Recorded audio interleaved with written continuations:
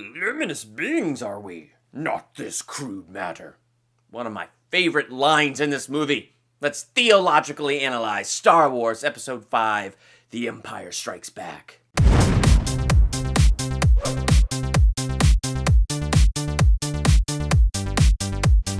Welcome to Durbania, I'm Durbin, and this is my theological analysis for Star Wars Episode 5, The Empire Strikes Back. Now, I've been trying to do these theological analyses on the original trilogy along with the retro reviews that I've been doing with Cody Curtis. He has a great YouTube channel. We've been collabing on that.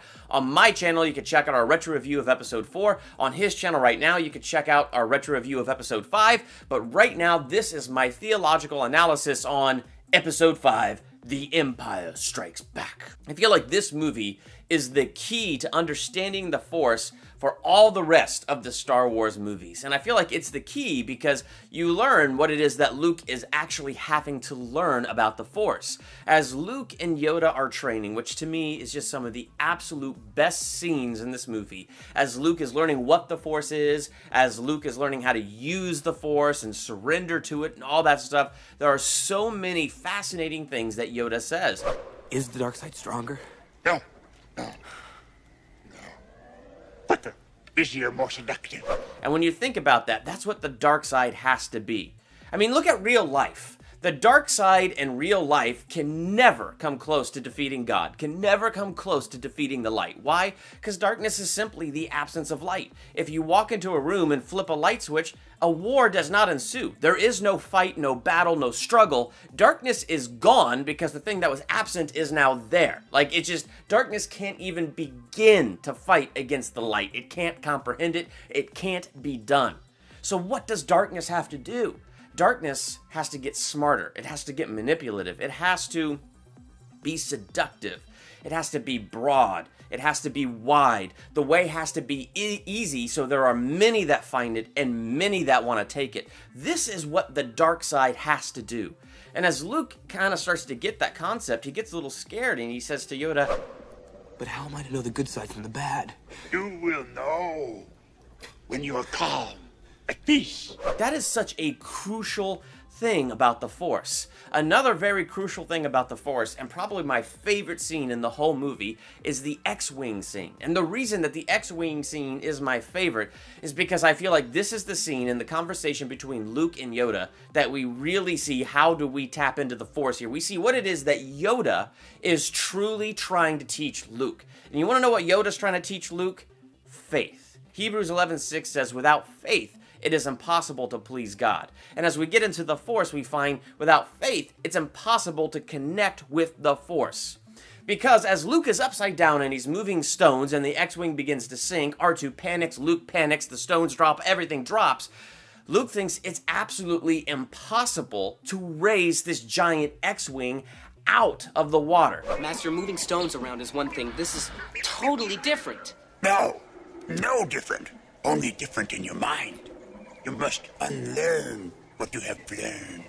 Now, something the Bible says is we walk by faith, not by sight. So here's exactly what Luke was doing. He was looking at the rocks, and those are small, so he believed it was possible to move them with the Force. He was looking at the X-Wing. This is big, so he believed it was impossible to move the X-Wing. You know, it was Henry Ford who said, whether you believe you can or you can't, you're right. So Luke was right. He believed he could move the stones, and he believed he couldn't move the X-Wing.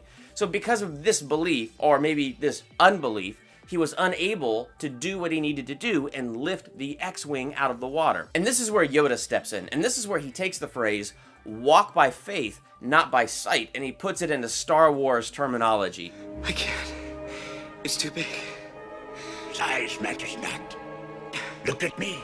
Judge me by my size, do you? And where you should not. For my ally is the Force. And a powerful ally it is. Basically, to boil down what he's trying to tell Luke, he's saying you're looking at the rock and saying that's small so you can move it. You're looking at the X-Wing and saying that's big so you can't. What you're not looking at is the Force and how much bigger the Force is than everything else all around you. Are you going to judge me by my size? Seriously? I would hope not. And Luke just says, this is impossible, and he goes off, and he sits down, and he sulks. So Yoda gives him a demonstration of walking by faith and not by sight, and he lifts the X-Wing out of the moat and he sets it down. And Luke comes out of there in absolute awe, and he goes, I don't believe it. That is why you fail. So when we look at Star Wars, we find there's a key. The key is faith. You have to have faith. Faith is the connector that brings you into the Force to allow you to move the stones, to move the X-Wing. And while Luke's eyes was focused on what he could see, when he was walking by sight and not by faith, he can only move the stones because they were small, and he couldn't move the X-Wing because it was big. He let those things get in his head, and they became barriers, and he felt like he couldn't move it. And Mark 11:23 and 24, Jesus teaches us about faith. And he says, speak to this mountain, tell it to be moved, and it will be moved and cast into the sea. When you stand praying for something, believe that you have received it, and it will be yours.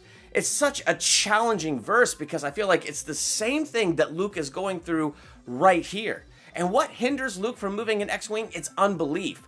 Or it's just the belief that he can't do it, that this is too big.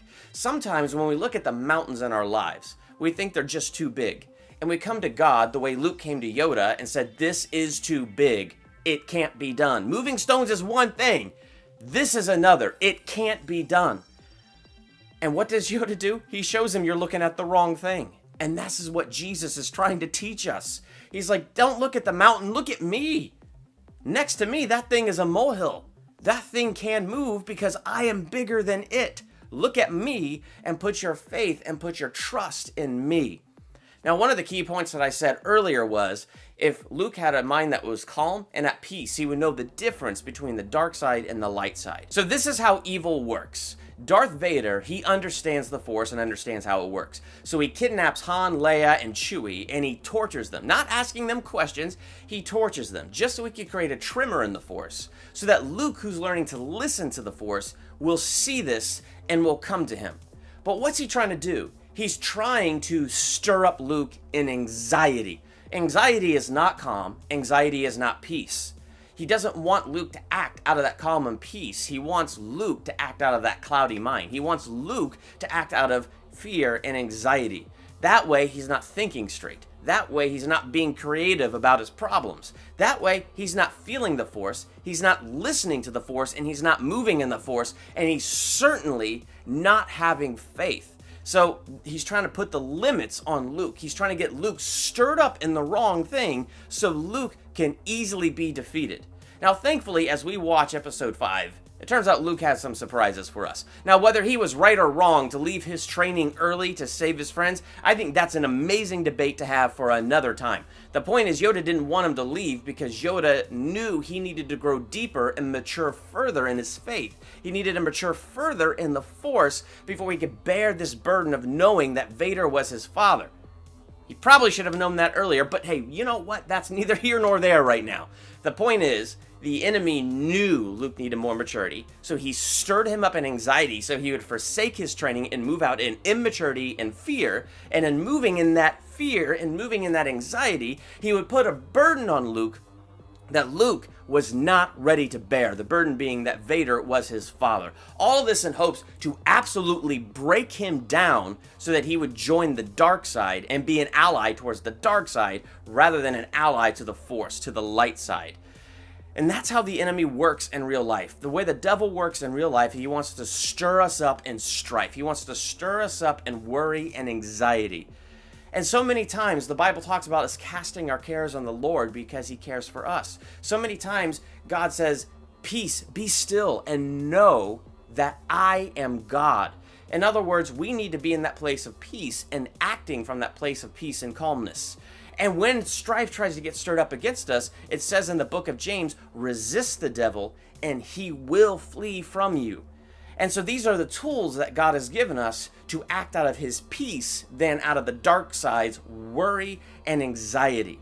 And so when I look at this movie, that's really what I see. I see that this movie is a lesson in faith. That so many times we limit ourselves because we put our faith only as far as what we can see, rather than looking at the things we can't see. The world we live in, all that we can see, was created by what we can't see. God framed the worlds and he created it, meaning he is like more real than the reality that we know and live in every single day.